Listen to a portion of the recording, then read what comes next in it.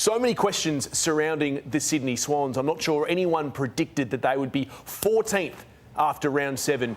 And we know what happened on grand final day last year. They were embarrassed, not for the first time, under John Longmire, humiliated at the hands of the Brisbane Lions, and for a myriad of reasons, they find themselves struggling in the bottom 6 in between St Kilda and the Melbourne Football Club with just 2 wins to their name. Obviously, one of the biggest questions surrounding the Sydney Swans is the changeover in their coach. And I guess, as we talked about a little bit earlier, the question has to be asked, was it the right decision, given not just their win-loss ratio, Lordy, but the way in which they're playing? I'm behind Dean Cox, so it's too early to say it's not the right decision. John Longmire seemed tired. He wanted out, and Dean Cox, I think, has been there, and they're a huge fan of his. So I think it's very, very early to write him off. But what they do lack at the moment is identity. So that's where Dean Cox has to find himself and say, what do we stand for?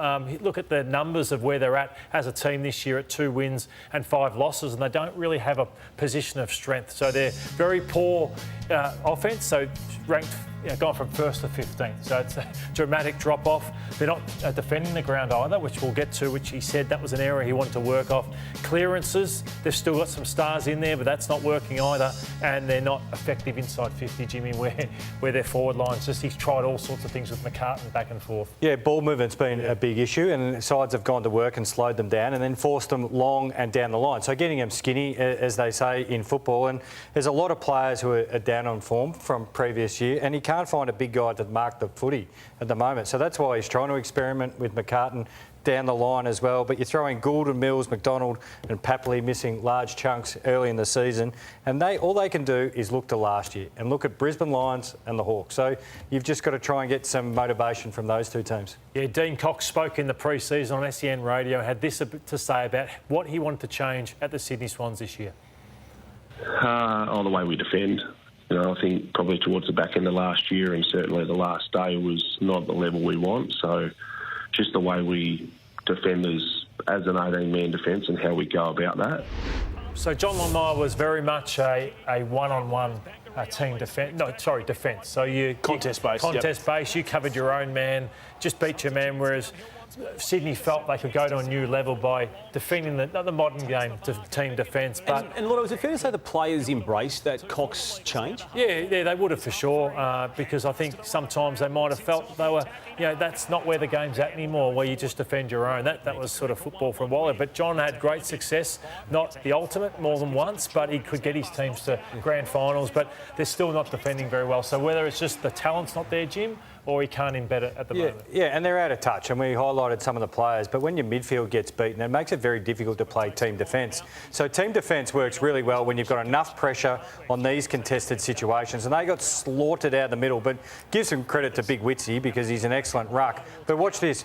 The Gold Coast are able to come out through the front of the stoppage in a lot of this. And if you're playing team defence, it's so difficult to get proactive because all of a sudden your good position goes to a bad position really quickly. And that's why they were able to pile on 12 goals unanswered and 40 points from stoppage in the last couple of quarters. So their players are out of form and they're adjusting to a new game style.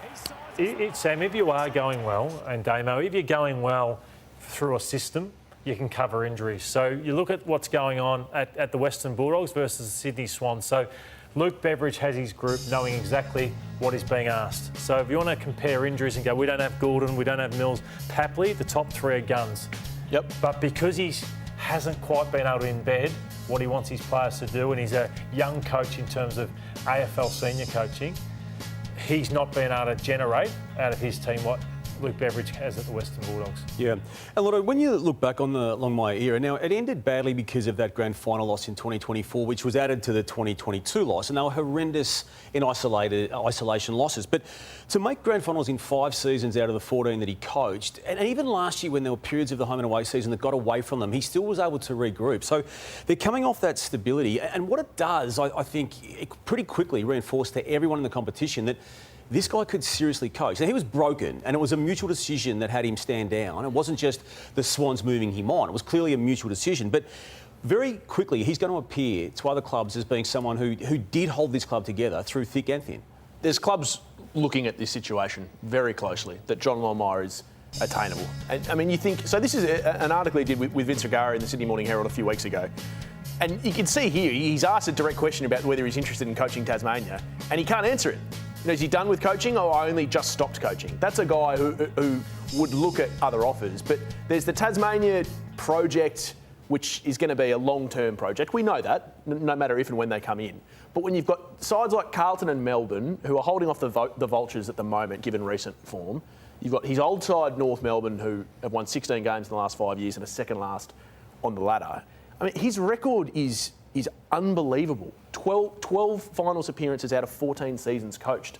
Jimmy, there are teams that would give their left arms for that sort of record. You just think they'd be looking at him? No, I know for a fact that at least one club has had high-level discussions around his availability. So this is on now. There is a race that is beginning for John Longmire. And I know that there are some teams that are of the opinion that usually the older premiership coaches, once you get them back in, don't go as well, and there's been a history of that. But given his record, Jimmy, of getting teams does he want to coach to the again? line, well, I mean, we just showed you that quote from his interview with Vince. History says they do, Jimmy. Maybe not right now, but history says they do. They always go back. Yeah, I know we're assuming he's just going to step back next year. And his last game was a grand final. Now, it was a bad one, but it was a grand final. I'm not saying we're assuming that he's going to step back, but I think, Jimmy, the point is that he's going to have offers. He's of course. Extreme interest. Is this club Melbourne you're talking about? Or? I'm not going to say which club it is, but I think it'll come to fruition later in the year. And I don't think it's just going to be one club that is looking at John Longmire.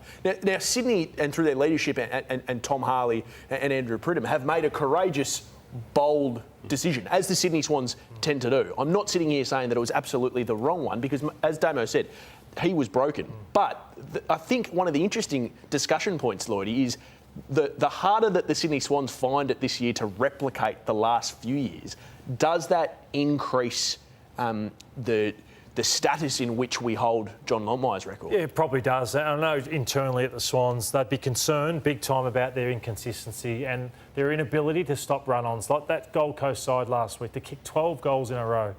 That is just unbelievable. And the week before that, Port Adelaide, 7 goals to 2 at half-time. So they're just so inconsistent, which you don't expect with the Sydney Swans. No, and one of the 2 wins they've got was against North Melbourne, which is not going to count for too much this year. The side that beat them on the weekend, speaking of premiership coaches, Damien Hardwick, I want to take you back to his first ever press conference as the coach of the Gold Coast Suns. 80% of our first premiership side is sitting in this room right now. You know, there'll be a few bits added along the way, but the fact of the matter is this side and this club are very capable of saluting in the not too distant future. Okay, so he said 80%. Now, I know he was heavily criticised at the moment, but since he's taken over, the ins that played on the weekend, you look at those names. So that's 16% of their current list.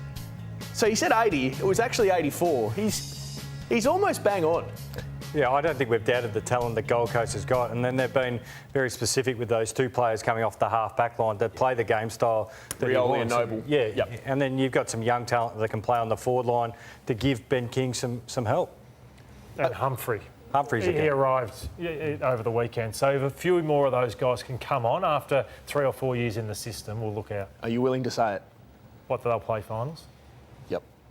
Absolutely, they play finals. Wow. Yeah, well, they're third and they've got a game up their hand. Yeah, but we've said how many times have we said this about the Suns? It seems different. Yeah. I don't think a Suns side in the past, been 29 points down, would turn around and hammer the Swans the way they did.